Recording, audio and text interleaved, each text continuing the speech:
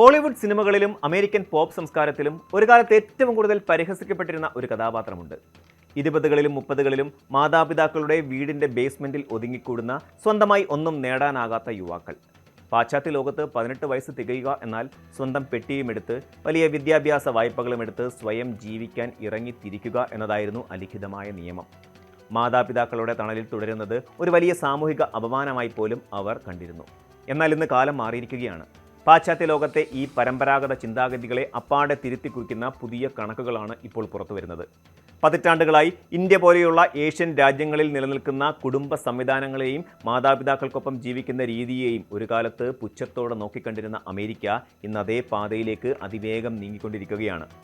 American കേന്ദ്ര ബാങ്കായ federal reserve പുറത്തുവിട്ട ഏറ്റവും പുതിയ പഠനങ്ങളെ ഉദ്ധരിച്ച് പ്രമുഖ സാമ്പത്തിക മാധ്യമമായ വാൾസ്ട്രീറ്റ് ജേണൽ റിപ്പോർട്ട് ചെയ്യുന്നതിനനുസരിച്ച് 18നും 29നും ഇടയിൽ പ്രായമുള്ള അമേരിക്കൻ യുവാക്കളിൽ 49% ഇന്ന് തങ്ങളുടെ മാതാപിതാക്കളിൽ ഒരാൾക്കൊപ്പമെങ്കിലുമാണ് ജീവിക്കുന്നത്. 2019 ഉണ്ടായിരുന്നതിനേക്കാൾ 12% വൻ വർധനവാണ് ഈ കണക്കുകളിൽ രേഖപ്പെടുത്തിയിരിക്കുന്നത്. ഇതിലും അതിശയിപ്പിക്കുന്ന കാര്യം എന്തെന്നാൽ ഇങ്ങനെ മാതാപിതാക്കളുടെ തണലിൽ കഴിയുന്നവരിൽ 1/3 25 വയസ്സിന് മുകളിൽ പ്രായമുള്ളവരാണ് എന്നതാണ്.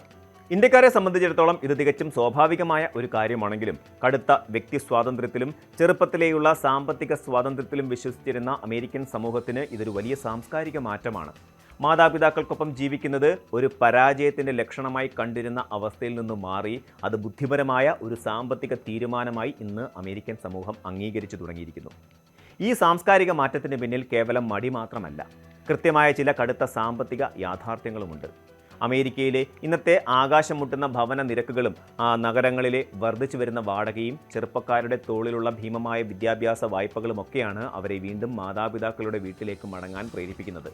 ഇന്ന് അമേരിക്കയിൽ ഒരു സാധാരണ വീട് വാങ്ങണമെങ്കിൽ ശരാശരി $4 ലക്ഷത്തിലധികം ആവശ്യമാണ്. സ്വന്തമായി ഒരു ഫ്ലാറ്റ് വാടകയ്ക്കെടുത്ത് ജീവിച്ചാൽ മാസാവസാനം കയ്യിലൊന്നും അവശേഷിക്കുകയില്ലെന്ന യാഥാർത്ഥ്യം മനസ്സിലാക്കിയതോടെ യുവാക്കൾ തങ്ങളുടെ സമ്പാദ്യം വർദ്ധിപ്പിക്കുന്നതിനായി മാതാപിതാക്കളുടെ വീടുകളെ അഭയം പ്രാപിക്കുകയാണ്.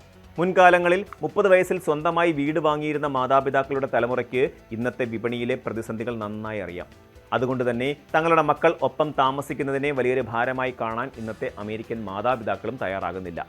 ഇന്ത്യൻ സംസ്കാരത്തിൽ ഒരുമിച്ച് ജീവിക്കുക എന്നത് കേവലം സാമ്പത്തിക പരാധീനതകളുടെ ലക്ഷണമല്ല, മറിച്ച് അതൊരു വൈകാരികവും സാമൂഹികവുമായ കരുത്താണ്.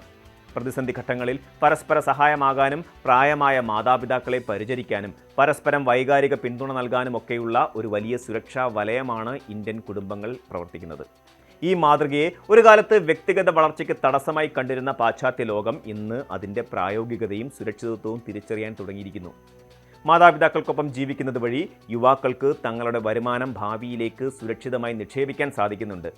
ഇത് മാനസിക സമ്മർദ്ദങ്ങൾ കുറയ്ക്കുന്നതിനും വ്യക്തിപരമായ സ്ഥിരത കൈവരിക്കുന്നതിനും അവരെ സഹായിക്കുന്നു. അമേരിക്കയിലെ ഈ അപ്രതീക്ഷിതമായ മാറ്റം സോഷ്യൽ മീഡിയയിൽ വലിയൊരു ചർച്ചയ്ക്ക് വഴി തുറന്നിട്ടുണ്ട്.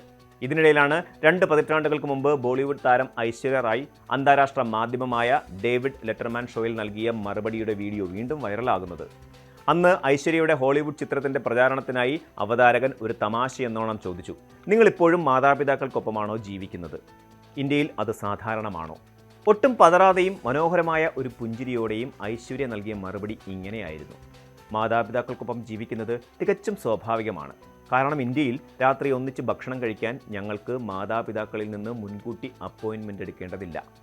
അന്ന് ആ സ്റ്റുഡിയോയിൽ വലിയ കയ്യടി നേടിയ ആ വാക്കുകൾ ഇന്ന് അമേരിക്കൻ യുവാക്കൾ തങ്ങളുടെ സോഷ്യൽ മീഡിയ പ്രൊഫൈലുകളിൽ അഭിമാനത്തോടെ പങ്കുവയ്ക്കുകയാണ്. പാശ്ചാത്യ ലോകത്തെ കൃത്രിമമായ ബന്ധങ്ങളെക്കാൾ എത്രയോ മുകളിലാണ് ഇന്ത്യൻ കുടുംബങ്ങളുടെ ആത്മാർത്ഥതയെന്ന് അവർ ഇപ്പോൾ തുറന്നു സമ്മതിക്കുന്നു. ഇന്ന് ടിക്ടോക്കിലും ഇൻസ്റ്റാഗ്രാമിലും stay at home daughters, stay at home sons എന്നീ പേരുകളിൽ ലക്ഷക്കണക്കിന് യുവാക്കളാണ് തങ്ങളുടെ മാതാപിതാക്കൾക്കൊപ്പമുള്ള ദൈനംദിന ജീവിതം പരസ്യമായി പങ്കുവയ്ക്കുന്നത്. മുൻകാലങ്ങളിൽ ഇങ്ങനെ ജീവിക്കുന്നത് മറ്റുള്ളവരിൽ നിന്ന് ഒളിച്ചു വെച്ചിരുന്നുവെങ്കിൽ ഇന്നവർ തങ്ങൾ ലാഭിക്കുന്ന പണത്തെക്കുറിച്ചും മാതാപിതാക്കളിൽ നിന്ന് ലഭിക്കുന്ന മാനസിക പിന്തുണയെക്കുറിച്ചുമെല്ലാം അഭിമാനത്തോടെ സംസാരിക്കുന്നു. മറ്റുള്ളവരുടെ പരിഹാസങ്ങളെ ഭയപ്പെടാതെ സ്വന്തം ഭാവിക്കായി പ്രായോഗികമായ തീരുമാനങ്ങളെടുക്കാൻ അവർക്കിന്ന് സാധിക്കുന്നുണ്ട്. ഈ മാറ്റം ഭവന നിർമ്മാണ മേഖലയെ പോലും സ്വാധീനിക്കുന്നുണ്ട്. മുതിർന്ന കുട്ടികൾക്കായി തങ്ങളുടെ പറമ്പുകളിൽ തന്നെ ചെറിയ വീടുകൾ നിർമ്മിക്കുന്ന രീതി അമേരിക്കയിൽ വർദ്ധിച്ചു വരികയാണ്.